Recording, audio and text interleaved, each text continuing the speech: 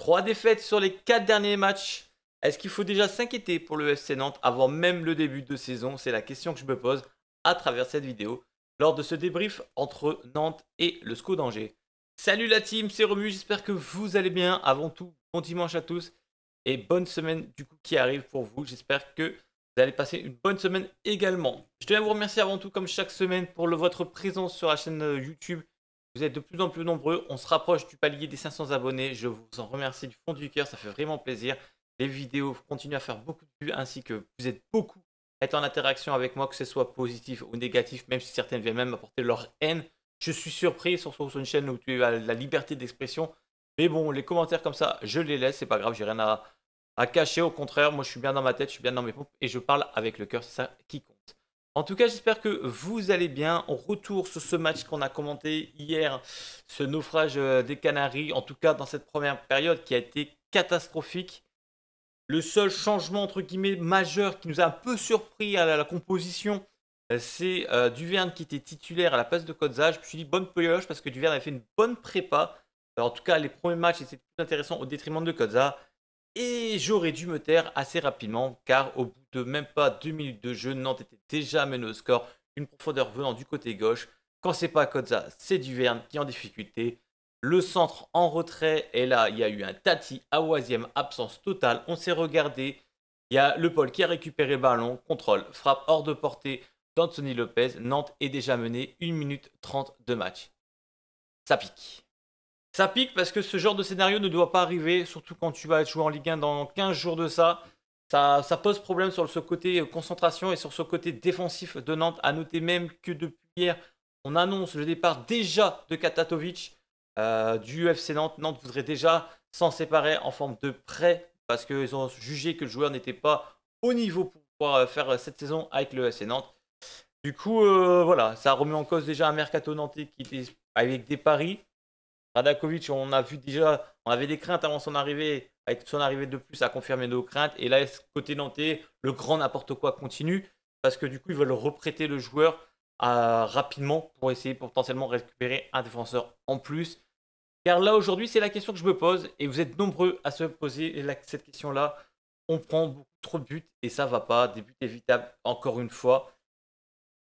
Ce but-là, moi, ce qui me pose problème, c'est voilà, c'est le débordement encore dans la profondeur. Vraiment un problème sur ces postes de latéral gauche, que ce soit Kodza ou Duverne. Pour moi, il n'y en a pas un qui est capable de tenir ce poste-là et avoir cette rigueur défensive.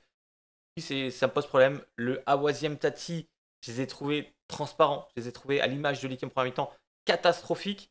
Des relances hasardeuses. Pourtant, Tati, c'est un joueur que j'apprécie beaucoup. En tout cas, j'ai pu découvrir. Je l'ai trouvé serein là, sur les 3 derniers matchs. Mais à côté de lui, tu dois avoir un patron pour l'encourager, un patron pour le recadrer. Et Awaziem a-t-il les épaules pour l'être? Je pose déjà les questions sur cette rencontre, en tout cas, qu'on a vu cette difficulté. De base, moi, je pensais qu'Awaziem serait potentiellement un remplaçant pour Nantes. Mais aujourd'hui, je me rends compte qu'il sera le titulaire associé soit à Doucouré, soit à Tati. Sauf si Nantes va chercher potentiellement un autre défenseur aujourd'hui. C'est inquiétant ce côté défensif côté nantais, même si je répète ce que je disais hier en live. Si tu marques plus de buts contre ton adversaire, potentiellement tu peux gagner le match. Oui, mais pour cela, il faudrait que à chaque fois, ce qui pose problème dans cette préparation, je sais pas, je voudrais bien avoir votre avis, c'est que j'ai eu la sensation qu'à chaque fois qu'il y a une occasion pour l'adversaire, 90% ça finissait au but. Donc ils n'en ont pas forcément 50, mais à chaque fois, ça rentre, ça montre qu'on a un problème d'agressivité dans ce secteur-là. Je ne mets pas en cause que nos défenseurs, je pense que c'est un travail d'équipe. Nos attaquants doivent faire le premier rideau défensif, et ainsi de suite. Et aujourd'hui, c'est vrai que c'est ce qui manque cruellement. Cet effectif du FC Nantes, un vrai leader défensif pour, pour l'alignement des joueurs, pour l'agressivité, pour apporter de la grinta. En tout cas, c'est ce que j'ai résumé dans cette première période. Moi, j'ai mis quelques notes, comme d'habitude. Vous savez que je commence à prendre l'habitude à prendre quelques notes. J'ai marqué manque de vitesse dans cette première période, manque de concentration, des ballons trop vite perdus, c'est ce qui s'est résumé. J'ai vu une des pires premières mi-temps de Nantes sous l'air Castro. Si ce n'est la pire, j'ai trouvé qu'on a été médiocre dans l'intensité.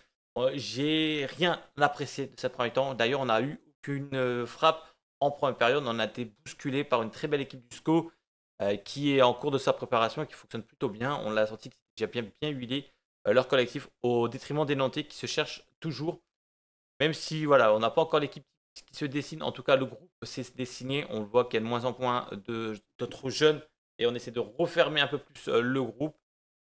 Maintenant, voilà, ça pose problème. Est-ce qu'on a un effectif de Ligue 1? Aujourd'hui, c'est des questions que beaucoup se posent. Moi-même, je pense qu'aujourd'hui, on a peut-être un effectif de fin Ligue 1, début Ligue 2. À voir un petit peu sur les saisons, en tout cas sur la saison, comment ça se reproche. Est-ce que j'aurais raison ou pas? Mais c'est vrai que c'est compliqué. On le sait qu'on est là pour en chier. Mais il va falloir montrer plus qu'à notre visage. En tout cas, celui de la première période qui était la tête dans la chaussette. Personne n'a été décisif. Personne n'a été leader de cette attaque malgré la présence d'Ablin, malgré la présence de Le Penant. J'ai trouvé cette équipe de Nantes catastrophique dans tous les plans.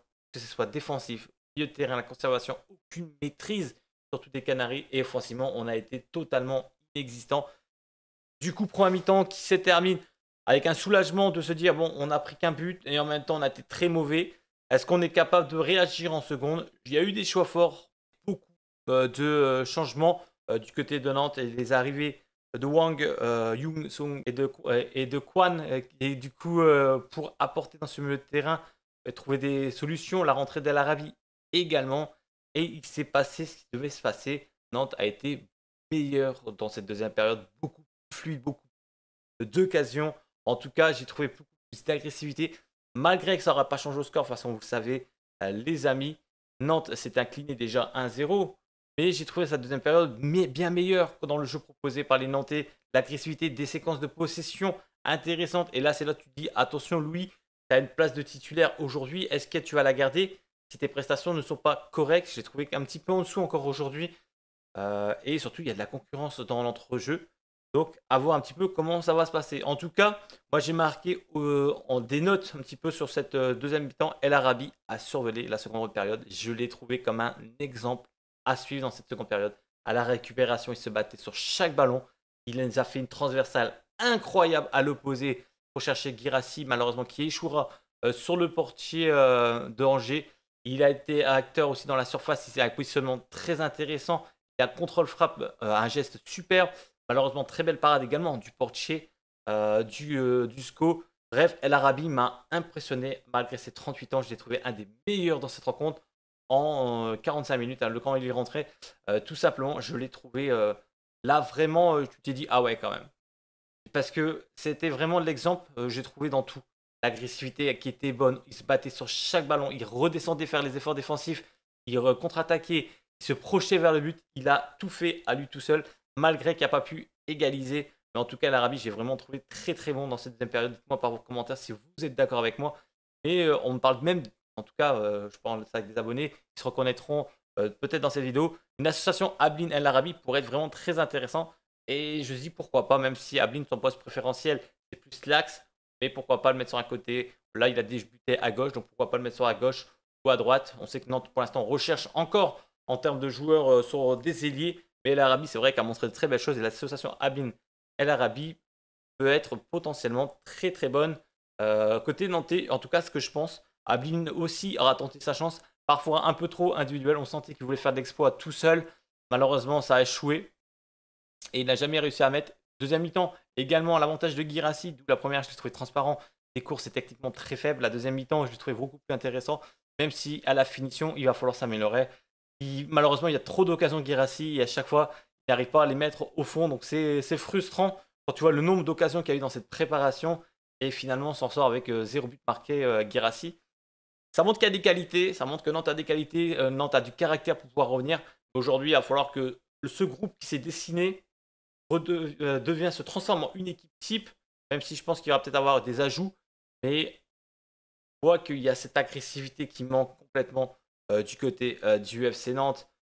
On prend des buts évitables, la concentration n'est pas là dès le début d'envoi, c'est chirurgical, on le paye, on manque ce côté d'expérience, on manque ce côté de confiance aussi. C'est une question que je me pose à 15 jours de début de championnat, parce que Nantes enchaîne des défaites, mine de rien. C'est la troisième sous l'ère Castro. Est-ce que Valdemar sera conscient de laisser du temps? On connaît le président. On sait très bien qu'il n'est pas trop dans le genre de laisser du temps à un coach. Au contraire, ça dégage assez vite. Je pense à Pierre Aristide qui a vite dégagé malgré des bonnes attentions de jeu. Du coup, oui, c'est une question que je me pose. Les amis, est-ce que Luis Castro aura le temps de proposer son jeu? Moi, je pense qu'il est capable de faire. Aujourd'hui, il part à de rien. Je pense qu'il y a aussi un effectif qui est bien plus faible que la saison dernière. Je suis assez d'accord avec vos commentaires par rapport à ça. Maintenant, je pense que c'est un effectif qui est capable d'évoluer, qui est capable de progresser. Je ne dis pas qu'il ne faut pas rajouter des retouches. Moi, je pense que le joueur Wang Young-suk, qui est rentré en deuxième période, a vraiment apporté une plus-value. On sent que lui, il est en mode mission à Nantes. Il a vraiment envie de s'imposer, il a envie de titulaire. Et je pense qu'il peut vite nous surprendre. En tout cas, il a une bonne touchée de balle. On a vu aussi la rentrée de Yacine Benatab, qui a été plus intéressante techniquement. Je l'ai trouvé très bon. Mais encore une fois, je redis ce que je redis, Zé en live, excusez-moi, c'est que les dribbles, c'est très bien, il peut nous enflammer avec des dribbles, mais moi, ce que j'attends d'un milieu offensif, ailier, bref, ça dépend un petit peu où il joue, c'est des stats, des buts, des passes décisives, et aujourd'hui, tout ça, on ne l'a pas encore vu du côté de Nantes, même s'il y a du mieux, c'est un joueur qui va monter en pression et en niveau, donc j'en suis persuadé. Nantes est à un match de cette fin de préparation, ce sera contre le Paris FC la semaine prochaine, à la Beaujoire, si je dis pas de bêtises. Je ne sais pas du tout si sera commenté cette rencontre. En tout cas, moi, je ne serai pas présent. Je serai au travail à cette heure-là. Je tiens déjà à vous informer. Les amis, si je peux regarder en rediff, évidemment, je ferai une vidéo débrief de cette rencontre. Et quoi qu'il arrive, je regarderai les mini-résumés de tout ce que je peux récupérer pour donner un petit avis par rapport à cela, même si ce ne sera pas une grosse expertise comme je fais ici. En tout cas, pour conclure sur cette rencontre, les amis, j'ai trouvé un Nantes plutôt moyen, un Nantes qui n'a pas été dans la maîtrise du ballon, un Nantes qui m'a un peu déçu quand même cette rencontre dans la première, surtout. La deuxième était meilleure, mais sans jamais maîtriser cette équipe du SCO. J'ai trouvé qu'on a été largement même meilleur dans l'entrejeu face à Rennes que face à Angers. Du coup, oui, il y a peut-être cette fatigue aussi de préparation, même si je pense qu'aujourd'hui on a la quatrième semaine. Les organismes commencent à être prêts aussi. Même si voilà, la préparation se termine même entre guillemets quand le championnat débute. Mais moi, je ne suis pas inquiet par rapport au coach, toujours en adéquation avec ce qu'il veut proposer. Je pense que maintenant, les joueurs d'expérience doivent aussi montrer des choses. On voit déjà que Radakovic, ça sent déjà le départ, donc ça montre que c'est un choix de casting complètement raté de la cellule du FC Nantes. El Arabi, pour moi, valeur sûre, en tout cas, ce qu'il nous a montré rien que sur ce match-là, on a vu que tout de suite, il est capable d'apporter vraiment quelque chose à Nantes, une plus-value qu'on n'avait pas forcément, cette grinta, donc ça fait vraiment plaisir. On verra bien. Nantes, c'est un mercato avec des paris, ça, c'est un constat. L'équipe est-elle plus faible? Oui, je le redis, l'équipe est plus faible que ce qu'on avait la saison dernière, mais est-ce que c'est pas aussi une marge de progression par rapport à ce qu'on avait groupe précédent qui voilà, stagnait et surtout choisissait leur match pour jouer en tout cas du côté du FC Nantes. Là aujourd'hui, tu pars sur un vrai groupe. Je pense aussi qu'on va prendre du temps. Il va falloir accepter des défaites avant de pouvoir commencer à grandir parce que cette équipe a besoin de grandir. C'est une équipe qui a peu d'expérience. Encore une fois, Coquelin n'était pas dans le groupe. Coquelin, on continue à le préserver, mais un Coquelin qui passe sa vie à l'infirmerie ne pourra pas apporter son expérience au groupe, même si à chaque fois qu'il a joué, il était vraiment intéressant. Aujourd'hui, j'ai vraiment des craintes sur la saison de Coquelin au sein du FC Nantes. Je pense que même Bamed Deuf et Kwan seraient potentiellement devant lui parce qu'il serait toujours blessé. Donc ça reste quand même léger, ça ne remplace pas un Coquelin. Maintenant, à eux de nous surprendre. Je pense que toute l'équipe a des clés en main pour essayer de faire une bonne saison. Les matchs amicaux ne reflètent pas forcément le scénario de la saison, mais ça donne aussi un esprit de confiance. Aujourd'hui, la confiance côté nantais, je ne pense pas qu'ils l'ont perdu, mais je pense qu'ils posent quand même des questions, surtout sur les buts qu'on prend, qui sont trop souvent répétitifs, trop souvent le même scénario. Du coup, je suis un peu perplexe par rapport à ça. Est-ce qu'on va vite savoir corriger? La semaine prochaine, le PFC, ça va être un gros morceau. C'est pas forcément un grand test pour Nantes, mais ça va être un gros morceau parce que c'était une équipe qui est fluide, qui marche justement sur une confiance que Nantes n'a pas du tout à l'heure actuelle. Donc à voir, ça sera une rencontre à suivre évidemment avant d'affronter le Paris Saint-Germain, même si je n'ai peu d'espoir face au Paris Saint-Germain, on va pas se mentir. Mais aujourd'hui, on va prendre chaque match à la fois, on va continuer à débriefer, analyser ça et voir l'évolution. Juste à voilà, concrétiser à cette vidéo. Aujourd'hui, je suis quand même déçu de cette rencontre qu'on a fait face à Angers. Je m'attendais à beaucoup mieux du côté de Nantes. Je pensais qu'on aurait été capable de maîtriser un peu plus notre sujet. J'ai trouvé qu'une équipe du SCO en voulait plus, qui était qui était bien mise en place tactiquement et surtout, je ne sais pas trouvé une seule fois en position de favori dans cette rencontre au détriment du SCO qui a géré cette rencontre, même à un moment fermé le jeu au détriment de Nantes.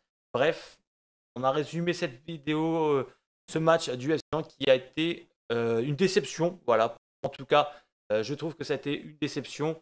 Je m'attendais à une victoire, chose qui n'aura pas lieu, même si ça ne reflète pas ce qu'on va voir dans quelques semaines en Ligue 1.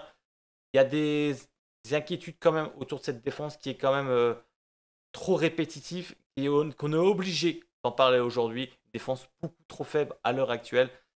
Donc on en saura plus dans les semaines à venir. Voilà les amis, fin de cette vidéo sur l'ensemble de ce débrief de Nantes-Angers. Dites-moi ce que vous en pensez. La défaite de Nantes est-elle inquiétante? Est-ce que vous êtes vraiment très inquiet pour la saison qui arrive, les amis? Ou pensez qu'il faut aussi penser et prendre en compte ce côté patience du côté de Castro et de son groupe et potentiellement les joueurs qui pourraient encore renforcer ce FC Nantes? On en saura vite la réponse. Je tiens évidemment à vous remercier pour votre présence. 200 hier en live, vous êtes été encore une fois incroyable. Merci pour tous les follow. Objectif les 500 les amis.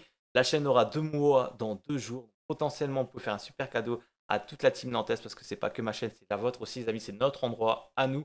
C'est notre espace pour pouvoir parler du FC Nantes. J'en suis fier de pouvoir le représenter et être avec vous chaque semaine, que ce soit vidéo mercato, live, également débrief. Merci à tous du fond du cœur. Je vous souhaite un bon dimanche. Portez-vous bien et à très bientôt pour une prochaine vidéo. C'était Romu. Bye bye.